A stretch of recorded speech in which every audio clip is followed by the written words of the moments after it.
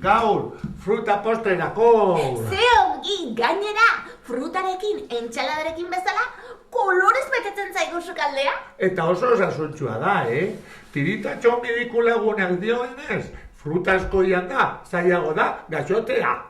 Egunean 4-5 aldiz jan behar omen da.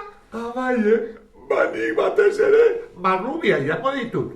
Marrubiak janez, gero, marrubizko musuak banatzen ditut, musuak, gotxo-gotxuak.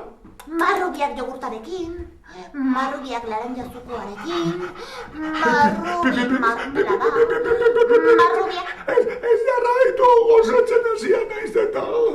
Eta zuek, zein fruta atxekin duzue gehien? Hori, sagarra, laranja, madaria, gerezia, sandia, meloia, esan! Melokotoia! Hoize, zubezelakoa. Eta zein errezeta atxekin duzue? Atera iozue argazki bat, zuen fruta politenari. Edo bestela, zuen errezeta idatzi.